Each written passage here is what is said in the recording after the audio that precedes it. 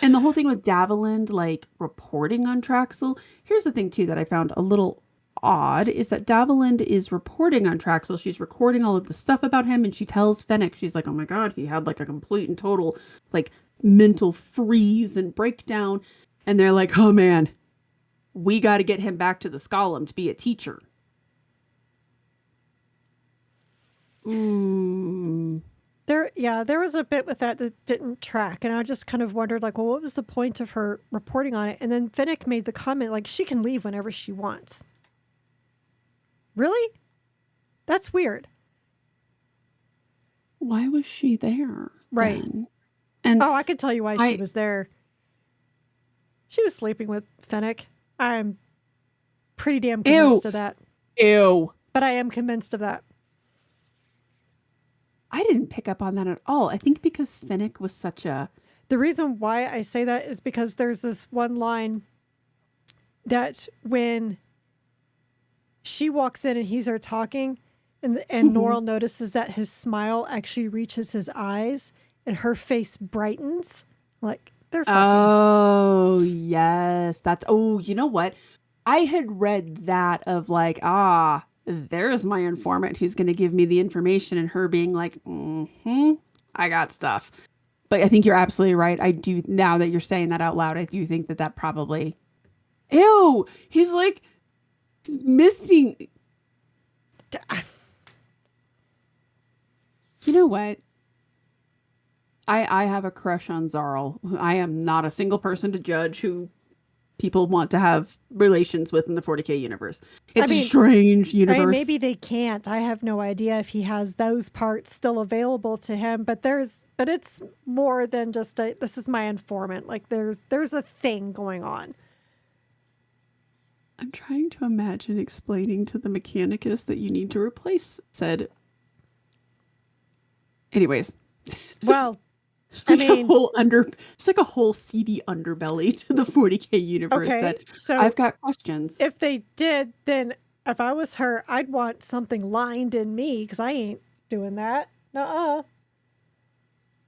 You saw the movie Seven, right? You know how lust was killed. Why? Why would you go there? Why would you go there?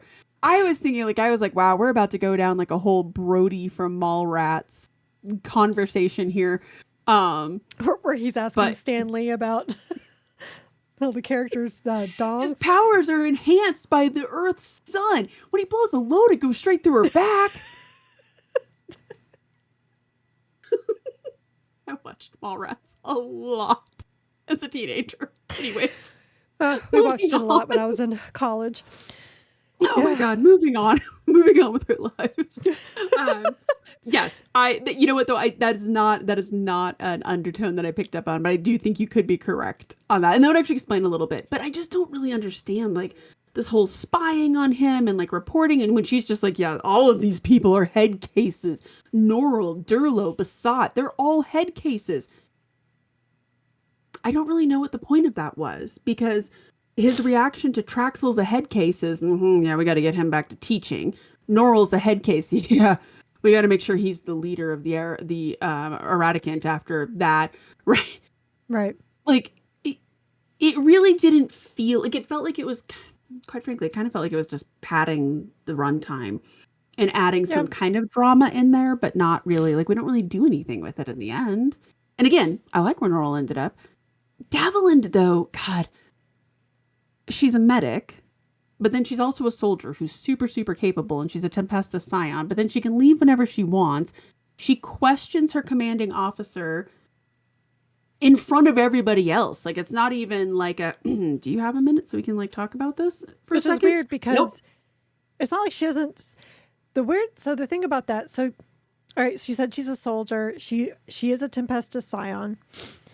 So this is obviously not the first group she's ever served under. Perhaps it's the first Eradicant she has served under. They kind of make that. But you can't tell me that it is normal for her to think, even with a normal Tempestus Scion regiment, that it's okay to question your commander. What makes me wonder... In front of everyone else. What makes me wonder is the fact that she is spying on him, that she feels like she can do this because Finnick is there. I She think feels she said that because emboldened by Finnick's presence. Finnick will back me up. Finnick will back me up on this because you're obviously not of sound mind. Right. But you would think, like, But I mean, God, like right there, you maybe would this is more evidence that these two are having an affair, because some sort I of actually was affair. very shocked by his reaction, because again, Norrell lightly questions. He kind of balks at something, and immediately Finnick is like, nope, that's a breakdown in the command, and we do not do that. But she is like, excuse me, sir, I don't think that's the right idea, and you're doing this wrong. And Finnick is like, yeah, I tend to agree with her. Bro. At the And same then, but then time, on the same I time, he almost turns wonder if like around.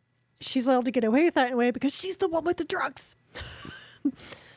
Okay, to be fair. To be fair, our heroin dealer can talk a little bit of smack to us. Talk a little smack to us. Anyways, she can run her mouth a little bit. Mayhaps.